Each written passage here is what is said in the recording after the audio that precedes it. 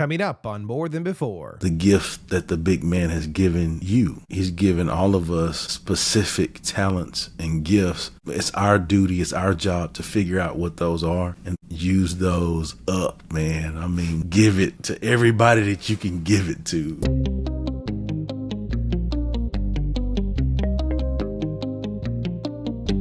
This is More Than Before with Nathan Cook. Hey everyone, welcome back. My guest today is doing big things in the world. I love him. He is a motivational speaker, a 21-book best-selling author, and he truly is an inspiration to anyone who hears him speak. He has an incredible podcast called The Success Chronicles, but most importantly, I like to call him a friend, and he is a brother of mine, Chip Baker. Welcome to the show, brother. How are you today?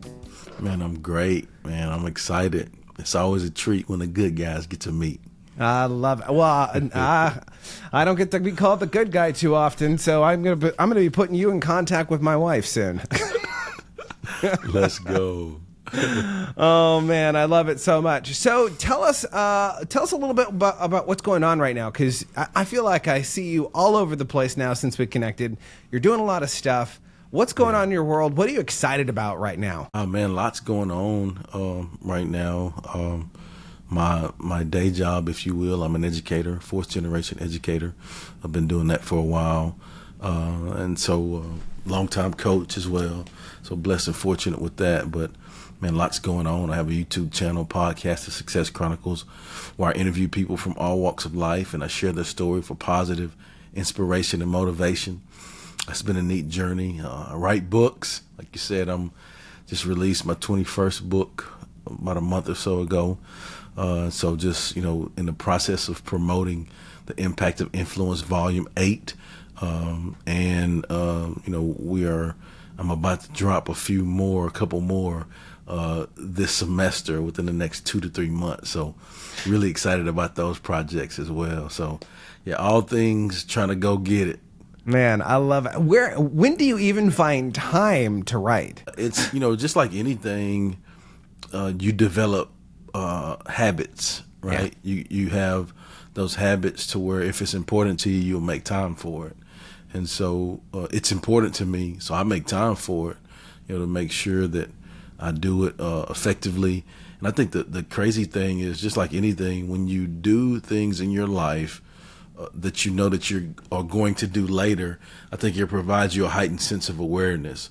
So as I live my life, my senses are aware to, that's a pretty good situation. I can write about that. Oh, that's a good story. Like I can speak on that. And so for me, I think the big man has blessed me with the ability to be able to do those things.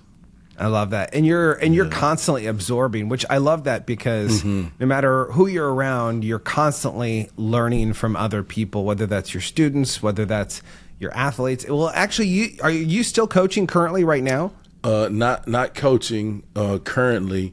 I got out of coaching about 5 years ago. Man. But what I tell people now is, like, now I coach coaches now. I'm a mentor to several. I have several guys that are head coaches that I coached. So now, I coach coaches, and I speak to teams, develop leadership, all of those kind of things. So I got out of sport coaching, but I'm still coaching, just on a higher level. You get to coach the coaches, which means you have a bigger impact and a bigger influence, right? Yes, sir. I love that, man. So you grew up in Heightened, Texas, is that correct? Yeah, Hearn, Texas. Oh, Hearn, Texas. Yeah, and it's close to Bryan College. A lot of people don't know what it is. It's a small town, and it's close to. I always start with, where Texas A&M. Mm-hmm. Yeah, okay, College Station. Yeah, okay. Well, I'm about 15, 20 minutes from there. That's where I grew up, and so, man, small hometown, but was blessed to be around some amazing people to pour into me and show me how to be. As a kid, as a young man, and it's really helped me in my life, the upbringing that I had there in Hearn, Texas.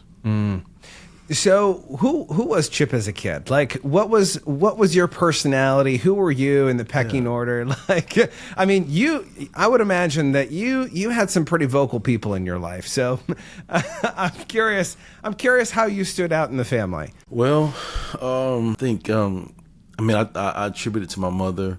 I tell people, I was raised with a superhero in my house, right? I was raised with a superhero in my house, single parent mom. And my father was in my life, but from afar.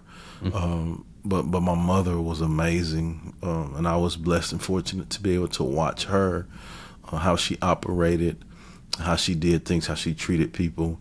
But then beyond that, the expectations that she had of us, if you're going to do something, do it right. Treat people right, put yourself around good people, strive to give people more than what they're asking for of you. And so, I've just strived to exhibit those principles in my life. And it's been really cool to have the support. My mother had us involved in lots, community, played 4 sports for 4 years in high school, was involved in church. My mother was a minister of music at our church, so if the church was open, we were there. Even if it wasn't open, we were there. I tell people we were in church from can till can't.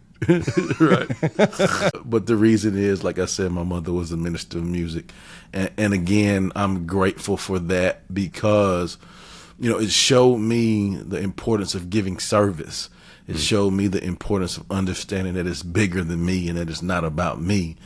And that's who I was as a child and who I've strived to be. My hope is that people will say, man, he's the same dude that he was then. Right now, he's accomplished a few things, but he's really the same dude. Oh man, that's so good. Well, Yeah. And if I'm not mistaken, your family was kind of your house was kind of a community place where everyone gathered, right? It was, if I remember correctly, it was called the Family Prayer Ground. Like people would come to your house growing up, and that was the place to go all the time. It was never a dull moment at your house. Can you tell everyone a little bit about that? Of why was your house kind of the place to be at?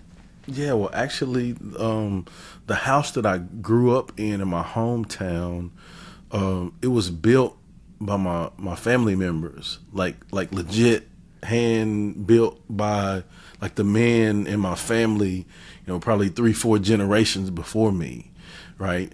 And so 3 generations, but my family was strong in faith, and so in the area, like across the street, there was another family house that was built, and so for a long time, my family, they would have like prayer and church and revivals and those kind of things at the actual house where I was. It was before my time, but actually the actual site where that was. And so just, fast forward in my growing up, it was important to my mother and my family lineage to make sure that we took care of that home. And, within the house, it was definitely faith-based. It was definitely lots of love.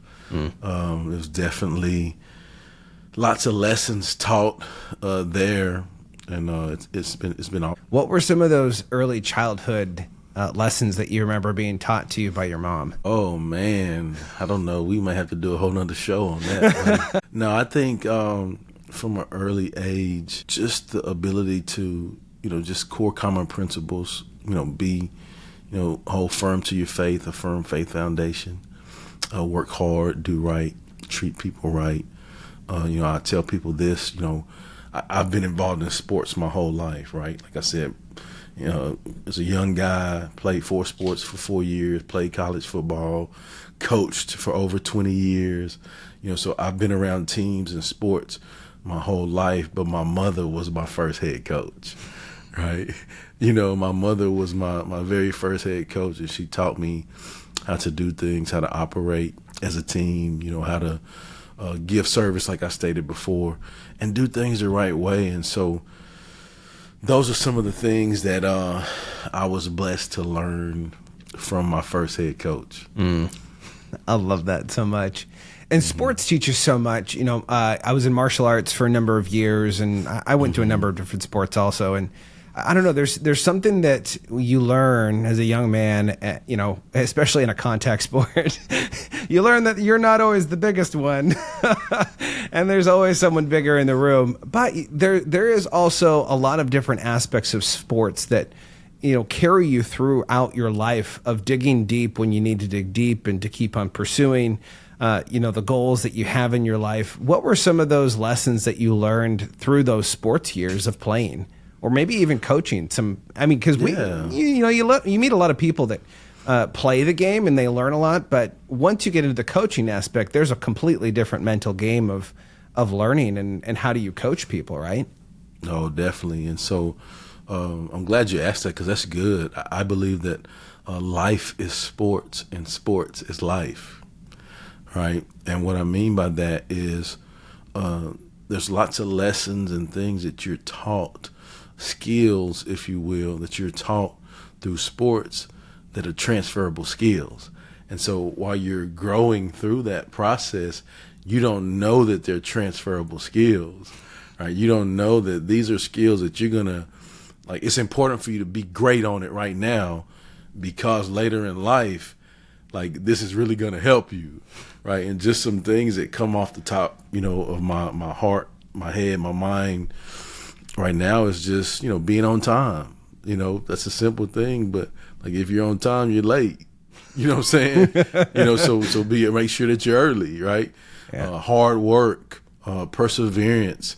There's some times when you ain't gonna feel like it, right? So you have to have principles over feelings, right? When you operate in principles and not by your feelings, there's no regrets because it's principles, right? If you operate in feelings over principles, you're gonna have regrets, right? Because you're not gonna always feel like doing whatever, but if you have principles and you're tapped into the purpose, the why you're doing what you do, then it'll allow you to really just focus in on those principles and get over your feelings, because it ain't about you, right? But then at the end of the day, you like the results.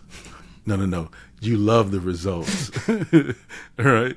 But it's important to operate in those principles over feelings. And then I think another thing that comes to me is teamwork. I was reflecting today a little bit about my journey. And in my journey, none of my significant success has been solely because of Chip. I think about it, I explained to you, my foundation, my family, coaches, teachers, community, the people that taught me to be who I am. Then I got to college, and I was fortunate to be around some great teammates and great coaches and people that made me up my game, because everybody there was good.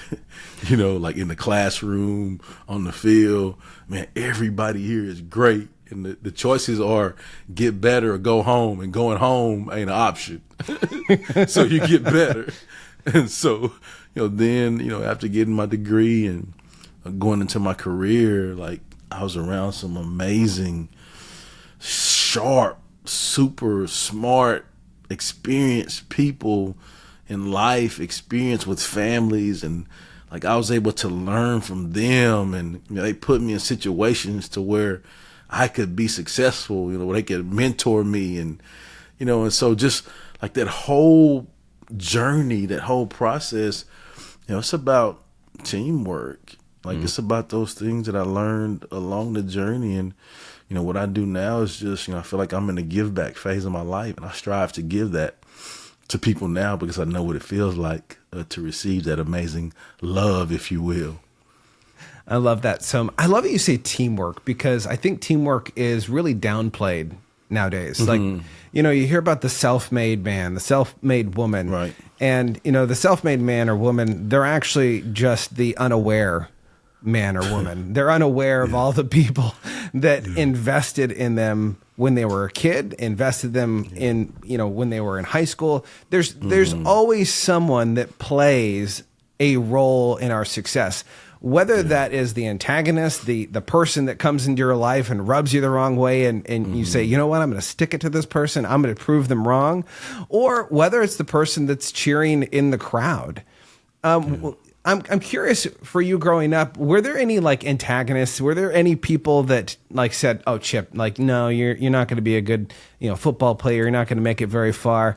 Like, what was that? Was that an inspiration for you to go further, or was it like the inspiration, like the positive inspiration of your mom, like, "Hey, keep grinding, keep going, like you got this. God's got you." What was that motivation for you? Man, it's crazy that you asked that. I think in our lives, we all have both of those, right? We have the positive, and then we have the haters, if you will, the naysayers, those people that doubt, those people that have limited beliefs.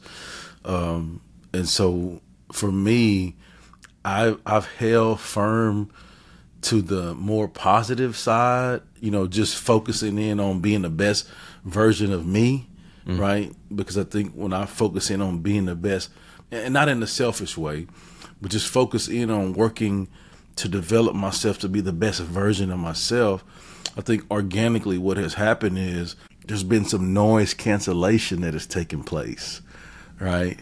And so, I don't hear all the noise or the naysayers or the people that don't believe, because really I'm so focused in on striving to do things the right way. And, has there been some of that? Oh, without a doubt, and I credit my mother for raising me to be an independent thinker too. Like, I love that. It doesn't matter what, people gonna always have something to say, good or bad, right? It don't matter what nobody has to say, really, at the end of the day.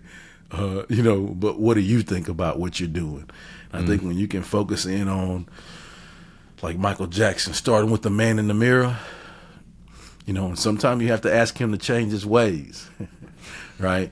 And so when I can start with the man in the mirror, man, it takes so much work on that I don't have any other time to focus in on anything else. Yeah. And so, of course, there's been some times too, I'll show you, like, it's okay, I'll show you. Right. And I'm that kind of guy. Yeah, like it's okay. I'll show you. Put the ball in your hand. Run this way. I'll show you. So I'm curious, what position did you play in football? Middle linebacker. Middle linebacker. Yeah. The most important. I'll show you. Right. Yeah. Oh man, I love that. Run this way if you want to. Okay. Oh, you test me. Yeah. Try. Test me. I'll show you what I'm made of. Go get it. Go get it. And I think you have to have a little bit of that in you. You have to have that grit, if you will, in you, because there's going to be some times in your life where you may be the only person that believes in what you're doing. And you got to stand firm on your beliefs because you've put the work in, because you know it's the right thing to do, because that's what you believe, right? And you have to stand firm on that and just do your thing, and then not so much prove it to anybody else, but prove it to yourself. Can you recall a time where there was no one else that believed in the dream that you had, the dream that was placed inside of you? How did you move forward with that? And that's a tough question, because there have been times where there was an initial thought of that, right? Like being, 10 hours away from my hometown in an unfamiliar place in a college, or where I know anyone or nothing or the situation, right?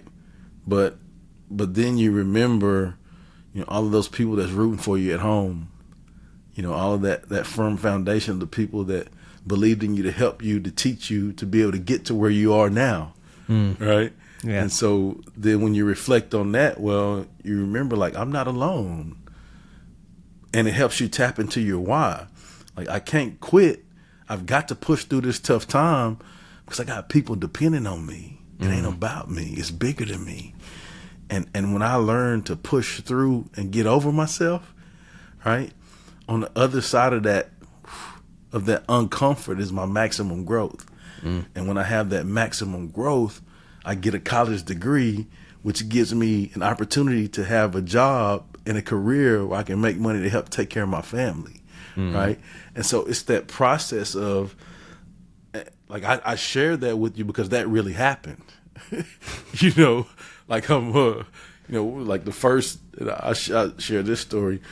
You know, we get to my freshman year in college, we have to do a running test, and you 16 110s, right? Timed, college. Like, man, these guys are fast. Like it's different. This ain't high school. Wait a minute. It's a different pond. Bigger guys are running like little people times. Whoa. All of that stuff. And you get about halfway through and you start looking around, you're having that conversation with yourself. Man, do I really want to be doing this? Like, why am I'm alone. Like, man. And then you just, like I explained, you just have that reflection on the process of what it's taken to get to where you are. And that is another scenario of transferable skills in life.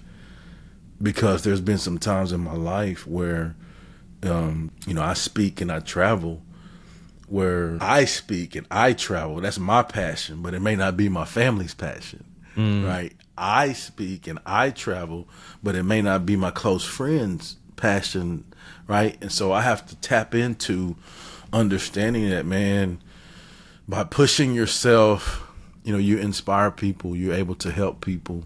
And so just push through and do the tough stuff. But then again, it'll allow me to take care of my family, right? So similar but different situations. Yeah. So what was the original dream when you were a kid? What did you dream about as a kid? What did you want to be when you grew up? Man, for a long time, I really didn't know that. I knew sports, and I felt that it would crush me if I was not able to continue to play sports, but then also be involved in sports. And so, like, I'm a big feel guy. Like, I go on my gut, I go on my vibe of what it feels like. I bank on those because I've learned to trust my instincts on those things based off of experiences, if you will. And so I knew, first off, I wanted to do something that was involved with sports. Secondly, because my family, both sides of my family, mom's side and my dad's side, are great people that give service. And I saw,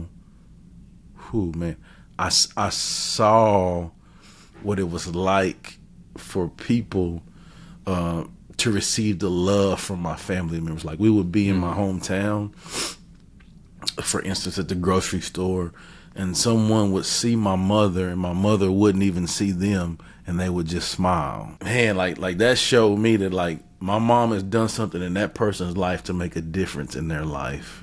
And so I definitely wanted to be involved in something like that. And so for me, that's the education side of giving service. And, because being faith-based, I knew, I'd always hear my family say, to be a great educator, it's a calling, right? And so I didn't understand what that meant until I was in it and I was able to see. And so, that's been my hope, is to operate in that manner, to where I can give service attached to sports. And then it's grown over the years into where we are now. So when you were in high school, getting ready to go to college, did you know at that point that you wanted to be an educator? Yes, I did. I think one thing that confirmed it for me, like sophomore, junior, involved in clubs, student council, all of that stuff. But we had an opportunity to go to the elementary school and speak at an assembly for the kids there. I've always been I'm an introverted, quiet guy, right? And so my passion allows me to come alive, if you will. At that time, it didn't, because I didn't know. I just knew that, like, man, I'm just minding my own business. I'm not messing with anybody, and nobody gonna mess with me either. But, I'm just minding my business, trying to do what I can to make it, man. And we had an opportunity to speak to a group of kids at an assembly, and just to see their reactions, man, it was awesome. Like, it did something to me. Like, it showed me that, man, this is pretty cool right here. based off of the things that I've experienced. They knew me as, of course, my mother's son. She made a difference in their lives, but Chip Baker, the football player, they see, but I never, I didn't look at it like that. And so, they were just blown away and listening to the things that I had to say and legit really asking good questions. Like I was like, man, this is where it's at right here. And I think that was the switch that really made me decide to, be committed to, hey, yeah, I want to be a teacher. I want to be a teacher coach. I got to do that. Man, that is so good. And I love what you say about teaching as a calling, because I really do. I 100% agree with you, because I think there are a lot of people that want to teach, but they do not have the gift of teaching. It's different. Yeah, they have the gift of repelling people. But there is something, even listening to, because I've had the opportunity to hear some of the things that you've spoken on some of your videos, and you draw people in when you speak. Thank you. You're not necessarily the stereotypical inspirational speaker, jumping off the rafters, right? You're a different kind of inspiration that kind of hits the soul, which I think is really powerful and really needed in the world that we live in today. There was one point in your football career, you had an offensive line coach that told you that once you stop your feet, you're beat. And I'm curious, how does that play into your life today of the need to keep on moving forward? But I'm also curious, at what point in your life did you maybe stop your feet and realize that there was actually a benefit to also stopping and not constantly putting your nose to the grind? That's good, man. You've done your research. I like that. I appreciate that. I think that came from something that I learned in striving to be a better offensive line coach. I learned that from an offensive line coach. We talking about, linemen staying on your track and continuing to block, to the last echo of the whistle, those kind of things. And so, yes, once you stop your feet, you're beat. And so in life, it's important to make sure that we're, first off, determine what our track and what our path is, right? Then secondly, continue to hone your skills, if you will, keeping your feet moving, honing your skills, learning to grow.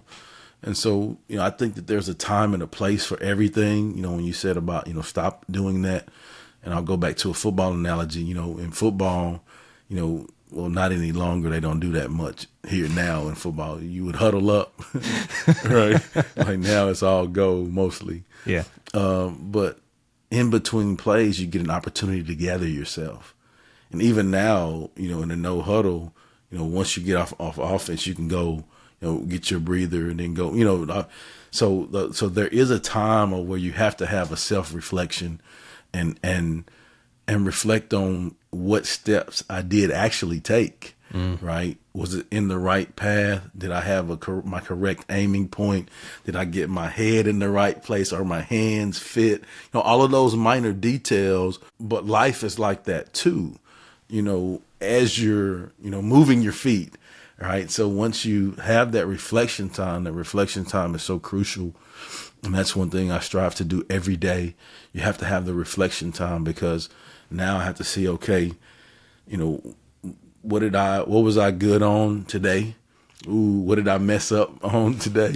Right. And so tomorrow, hey, let's do more of the great stuff and less of the messing up stuff. Okay.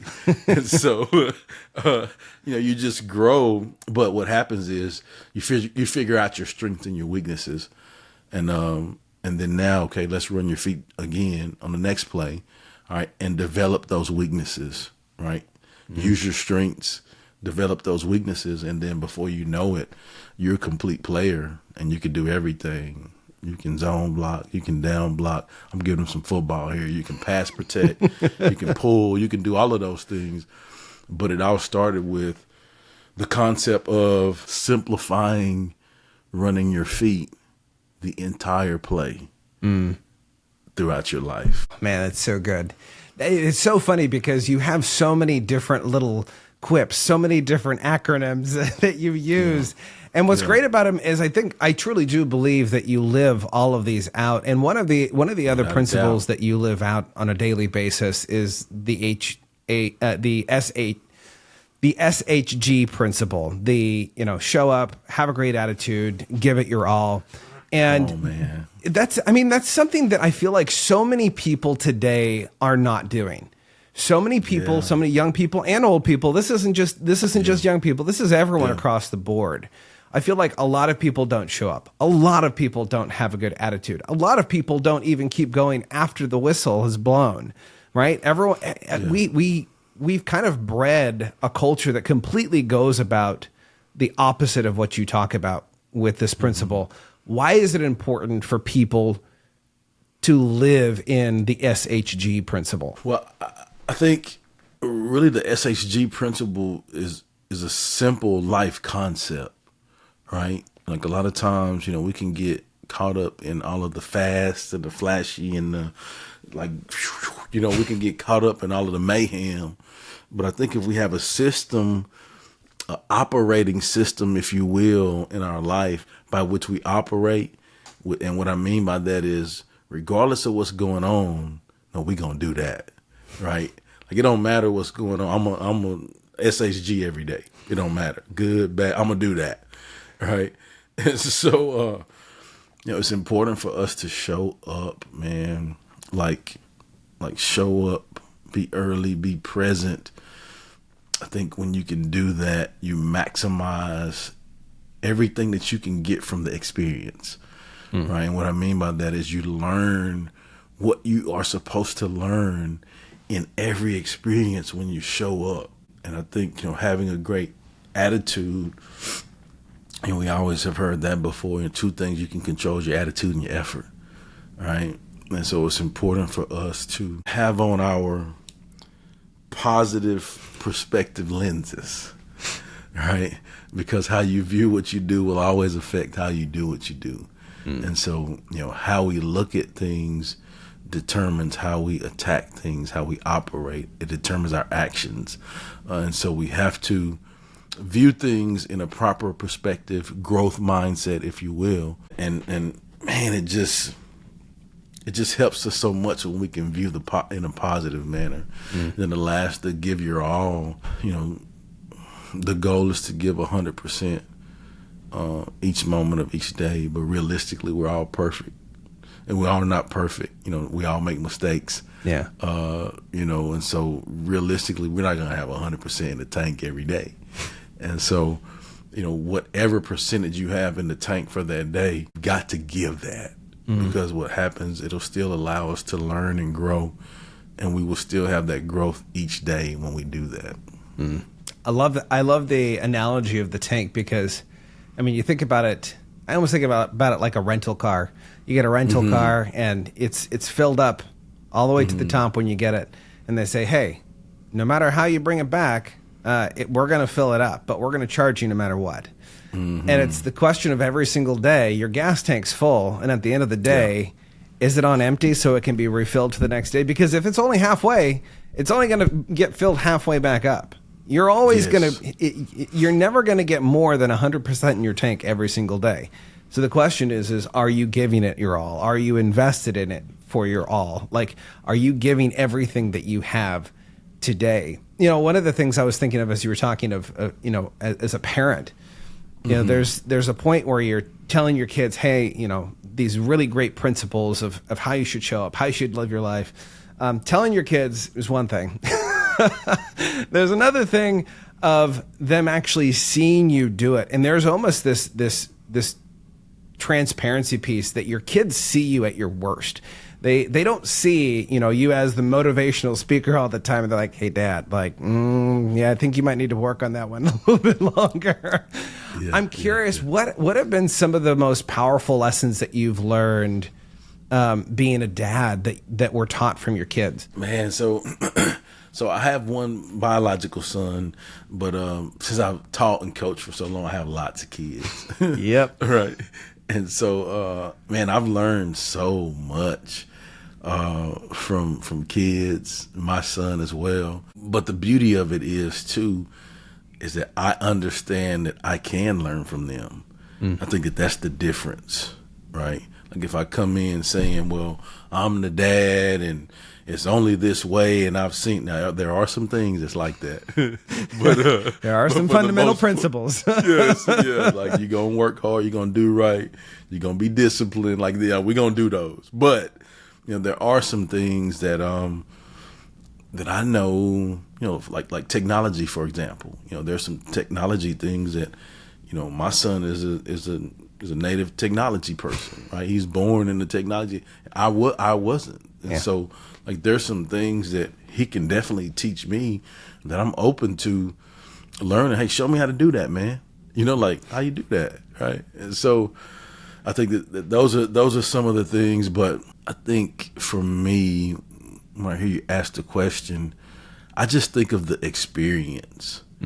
Like, it's a beautiful experience to be able to learn and grow together, and it's been awesome for me, because I mean, even just today, like I'm in the hallway, I talk to kids, I love it, man. Like what kind of shoes are those? Like, what you listening to? Like all of that different stuff. I get them with this one. They started making the skinny jeans, right? A few years back, and one kid, I was like, hey man, like, what kind of jeans are them? Oh yeah, they skinny jeans, coach. Hey man, they make them in big sizes. Cracked up. Like, no, I'm just messing. I'm just playing. But just, man, just things like that. It allows you to just learn and grow together and continue to move forward. Man, that's so good. So you started the Success Chronicles podcast almost 8 years ago, and I'm curious, how did that start? When I started this podcast, everyone thinks, oh yeah, Nathan had a great idea. He was going to start a podcast, and the next day, boom, here's the podcast. Yeah, I don't know about you, but like for me, people were like, hey, you should start a podcast. And I was like, yeah, maybe. No. Yeah, and it took a number of years before I was beaten over the head, and I finally recorded a couple episodes, and I was like, okay, maybe. What was the conception period of the Success Chronicles up until the point of where it is now, where it's a major piece of your life now? Oh yeah, man. I think from conception, I had a burning desire to, like, I love learning. I love highlighting others. I love sharing positive stories. I love music. I love technology. I love learning and growing. And so what I did was I just put all of those things together and made the Success Chronicles. And so I think there's a thing in my life where when I have a desire to do something that's like, I think will make a huge impact based off of the skills that I've learned, I get to where I'm always thinking about it and I can't sleep, right? And so and it's not a lot, right? Like it's probably been like 4 or 5 times it's been like that in my whole life, right? It's like I don't have a problem sleeping. So, I let my head down and I am out. I'm out. But that was one of those things. And like my very first video that I did, man, I did like in the middle of the night, and you can tell like on my voice, and I look sleepy and it's dark. But I was like, man, I just got to do it. I just got to do something. And I just shared a story about, growing up, and then it just grew from there. I just started doing it, and before I started it, like I didn't take any classes on how to do any of the communications, anything, editing, video. I hadn't taken any of those kind of classes or any of that, and so I had no idea how I was going to do it. But I knew that I had a burning desire to do it. I had a phone where I could record videos, or I had a camera where I just and now, man, I look back at it like, it's hard for me to look back at it because the quality was not. You look very good. And yeah, my wife has tried to watch a couple of my old videos and like, please turn that off. Like I'm dying inside. Yeah, yeah, man. Like woo. But then also it shows me the growth that I've had too. So now, putting it on different platforms and lighting and mics and different types of cameras, and I've grown so much from the time I started, and I'm really proud of that. But I also am always striving to learn too. So like when people interview me, if I go, I'm at different places, like I'm always asking, hey, what kind of cameras you guys using? What do y'all use to edit? Where'd you get that lighting system? I'm always asking questions. I can go in and say, well, yeah, I've been doing this for 8 years and I got it all figured out. Well, I don't. Like those cases are people that may even be there first, or may I even be doing it a fraction of the time I've been doing it. But I still have always felt that I could learn. I think that has been the one thing that has helped me sustain the consistency for so long as well. I love that so much, because what I was going to ask you next was, throughout your life, as you look back on your life, what has been one of the consistent things, like themes of your life? And I think you just nailed what that consistent theme was. It's learning. It's having a hunger to learn from other people, whether they're above you, whether they're below you, whether they're your peers. There is something to be said about walking into a room and not being the person on the pedestal, but being a person on the floor level of saying, what can I learn? I want to take something away. In fact, you've gotten to learn from some really amazing people. Like, I could name drop, I'm not going to, but you have had amazing opportunities to sit at the feet of some amazing people. And I'm curious, because we always put people on a pedestal. As you've met a lot of amazing people in your life, if you were to culminate and look at all of them, what would be one of the most important things that you would say about each one of them, of like, this is an important piece to understand identity-wise, so that you don't get wrapped up in career, so that you don't get wrapped up in money, so you don't get wrapped up in the rat race of where everyone else is trying to go, but you actually get wrapped up in your identity of who God created you to be? Why is that so important, to know who you are in life versus to decide what you're going to do? Man, that's so good. I love the way you asked that question. But I think the consistent thing that I've seen is that they all have persevered through something tough, right? I think none of us are immune from growing through tough things in our life. But the beauty of that is when we grow through those tough things or challenges, on the other side of our toughest challenges is our maximum growth. And that's the good part right there, because you see that the things that you've grown through, it's not in vain.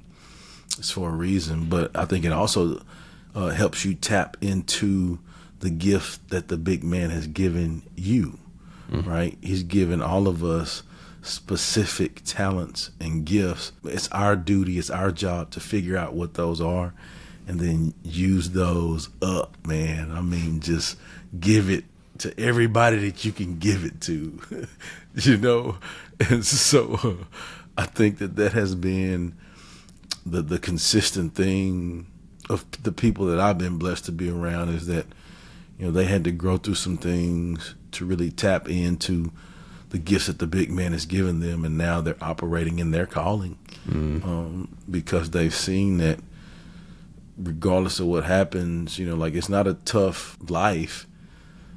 It's not a tough year or month or day. It's just a tough moment, right? And so getting through that tough moment allows you to get to better moments, right? Just taking one step at a time. And when you before you know it, you'll be jogging. And then before you know it, you're sprinting, right? And then after that, man, you're floating, man. Let's go. Let's go get it. I love it. Use your gifts and go get it. Go get it, baby. Go get it. Oh, man, I love that. Chip, I have one more question here to ask you. Sir. But before I ask it, I want to encourage all of you guys that are listening, go check out Chip Baker's social media. There's so much great content that you can absorb there, that you can learn from what he's doing, what he's saying. And go grab a copy of one of his books. There's quite a few of them. Go grab one. And if you like that one, go grab them all. There you go. But also go and subscribe to his podcast, The Success Chronicles. Absolutely fantastic. There's so much motivation that comes from that. Hearing about people's stories of success. Chip, because of that, because you've started the Success Chronicles, you've had the opportunity to meet so many amazing people from all walks of life, whether that's someone who, is on the Mount Rushmore, or someone who just maybe to them, they're just on a small little molehill of success. Mm-hmm. I'm curious, what has changed for you since day one of listening to all of these stories of people that have, who have achieved success? Like, how has that helped you and inspired you to maybe even see more past what your original definition of success was after hearing all of these amazing stories? And just hearing you ask that question gave me chills, because I've learned that the possibilities are possible. And what I mean by that is, when I look at my life, I explained to you, raised by a single parent mother, raised in a very small hometown in Texas. I would sit on my porch and dream of things that I would want to do and accomplish. And I'll just tell you, the things that I've been blessed to see and do and become has far surpassed anything I ever thought it would be. And so the reason is because I've seen people do some pretty neat things. I've been around some people that have helped me achieve some pretty neat things. And man, I believe that your ROI determines your ROI. And what I mean by that is your return on your investment determines your radar of influence. And inversely, your radar of influence determines your return on your investment. And what I mean, like throughout the interview, I explained to you the different phases of my life, where I had to invest and work hard at some things. But what it did was it put me in environments around some amazing people, right? Like that I could learn from, right? Just like you talked about, like it put me around some great people that and I didn't know. All I knew was that, man, just go work hard, right? Treat people right, do things the right way. Oh, you graduate from high school, now you're going to college. Okay, all I know is like just work hard. Like, do right, treat people right, put yourself around good people. Oh, you graduated from college with a college degree. Man, just now you're going to your career. Oh, just work hard. Like, put yourself around some good people, treat people right, do things the right way. Oh, you're teacher of the year twice on your campus. You've had a career in education 25 years, like you're doing some great things. You've been an athletic director, like all of those things. Like, all I know, man, is work hard, do right, treat people right, put yourself around the right people. And so those are the things that I've learned and seen from those people that have come before me. Those are the things that I've learned and seen from the people that I've been blessed to be around in my radar of influences, if you will. And so for me, it's simple. I just continue to try to do that. That's a formula for me. It's simple. Man, I'm a simple guy. That is an amazing formula. And I hope that all of you guys listening right now, go back, listen to this over and over again, get the formulas that he has been just dropping all throughout this episode. There's so many good things. Chip, thank you so much for being on the show. I know this episode truly is going to change someone's life. And for those of you listening, make sure you leave a comment. Let us know what your favorite part of the show was. Like this episode, share it with a friend, because someone in your life needs to hear what Chip had to say today. Until next time, remember to be more, see more, and experience more than before.